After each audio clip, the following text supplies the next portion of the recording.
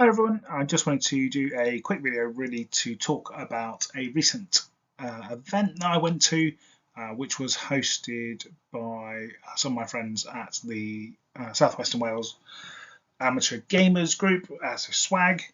Um, what I thought I would just quickly do is just run through a little bit of the background and the narrative for the event, talk about the structure of it, as it was very different to other 40k events people might well attend.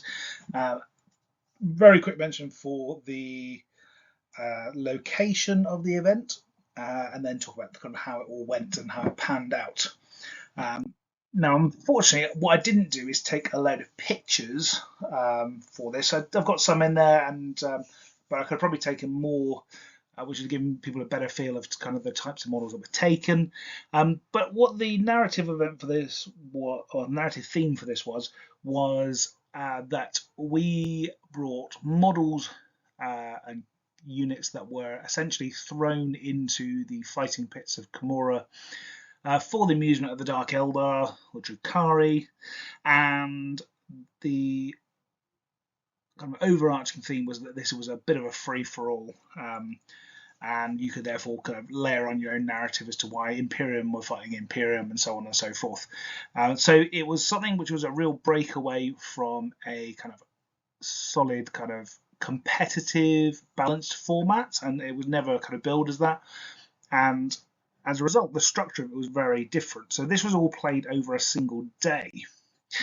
So we had 4 rounds across the day, and these were rounds where you brought a single model for each round, and as the day went on the points limit for the models escalated, and every model became a character. So even if it wasn't kind of traditionally a character, it got the character keyword, and as a result of that, providing it wasn't a unique model or epic hero, as we might call it in 10th edition, then they potentially had the ability to gain things like enhancements, and we could run them kind of within our detachments that you might have either in your index or your codex. And some of the rules are modified because, so for example, lots of things in certain books might key off the idea of objectives, and we didn't have objectives, so the rules were changed around a little bit, and they afforded different benefits depending on how you ran your model. So the different levels that we had were 60 points, which was quite an interesting points level. Lots of little characters that might run around, but that wasn't all you were limited to. 120 points, which is our second round, 220 points, which is the third round, and then the final round of the day was pretty much anything you can think of, provided it fitted in a 12 by 12 square. And the rationale for that is that kind of was essentially your deployment zone on this board.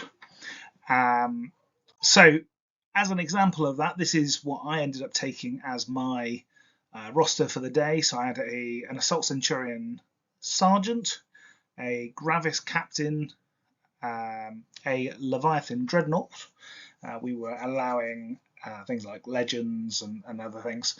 And then I also took the Lion as my final pick of the day. One of the big benefits for me going to this event was the fact that I got everything in a toolbox, and there was not a great deal for me to carry other than my dice and a tape measure. So this was kind of a nice change as well, and a very different format. Now what this did do is present some interesting prospects for different people who were attending. Some people had to ensure that their chosen models were in fact under 12 inches by 12 inches. Baneblade chassis currently just about fulfill that requirement. Some people had to think about interesting ways of transporting their models, which might otherwise normally not get a showing on the table as often as we might like. And for other people, it gave them an opportunity to say, well, actually, I've got models, but I've got perhaps this one model which I can get on the table and run if I get that painted up. So for some people, it was a nice motivator to get something finished and new on the table. So we did this in Newport in South Wales in the Tiny Rebel Brewery. So we kind of hired out their one of their rooms, which was really nice because we had our own little setup. We were able to get food and drink up in the room, And despite the fact that actually the bar got really busy as the day went on, we had our own little area that we were able to use, and that was for us. Now, we actually ended up with 8 of us there on the day, and we played all our games across a single table. So at the beginning of the day, this is obviously one of the later rounds because we've got a Stomper and I want to say a Storm Sword or Shadow Sword. I cannot remember the variant. But the board kind of had a bit more terrain in the morning. We gradually removed some small bits to accommodate the footprint of bigger models as the day went on. So it was a really nice kind of thing to all sit around the same table, same setting, gradually pull bits of terrain off and actually not have to set up or move, which kind of gave us a nice friendly atmosphere. So how did the rounds go? Well, there was quite a collection of models, but essentially I'll just kind of run through kind of what some of the big highlights were in some of the rounds. So round one, my Centurion sergeant got picked off in pretty sharp order by a knob on a Smasher Squig, who then subsequently ran up a tower and murked a White Scars Eliminator, who thought he was entirely safe up there. But the round was run by a Lictor, who just kind of edged his way around the battlefield, waited for some of the Eldar characters to take chunks out of each other, and then just murked everyone, which was kind of how I think Lictors should play, and is certainly not how they run in my own lists. So that was nice to see that one kind of being coming to the fore and doing perhaps what he's more akin to doing in the lore. The second round, my own Gravis captain had a little bit more time on the table, mostly on account of the fact he ran away from Lilith, having heard exactly what she had the potential to do to him. And there was a little bit of kind of tactical discussion, maybe dissuading movement in my direction. And in this round, I believe it was Typhus who finally took victory over the other combatants in the arena. In the third round, I had a much more successful run out with my Leviathan Dreadnought, and so it turns out a 10-point 4+ Field No Pain upgrade on a 210-point Leviathan Dreadnought is pretty strong. And that was kind of within the limits of the rules that we'd laid down. But I can also totally understand why that isn't a thing that we would want to be doing in match play. But with several dreadnoughts running around, the Leviathan, being the old granddad he is in 40k, certainly showed some of the new whippersnappers in the Redemptors just how things should be done. So that was enjoyable to kind of have him run out on the board. And in the final round, there was much amusement in super heavies shooting against each other.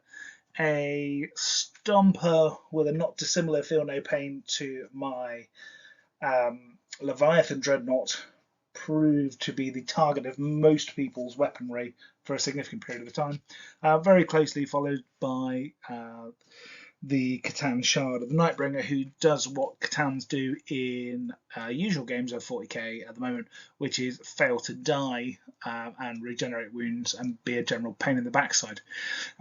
Eventually, all succumbed to the Nightbringer or the blows of the Stomper, and it was the Nightbringer who won out in that battle round. So a good spread, and actually 4 different people who attended, each winning a round there. So really nice to for it not to be an entirely one-sided affair. So actually, this was a really great event from my point of view. So we had 8 people who we know each other from the Discord relatively well. With some of us who played games against each other, we had new faces as well. And actually, what it provided was a nice setting outside of match play competitive gaming, where people could run some models that they might not normally play. They can throw down some dice and actually have a good laugh with a small group of mates. And actually, something which is quite nice as a format. Perhaps for getting people into the hobby who might otherwise not be so sold on the idea of going to a match play event. And I would just kind of encourage people just to think a little bit about how they run events, and perhaps think about what they're trying to get out of those events.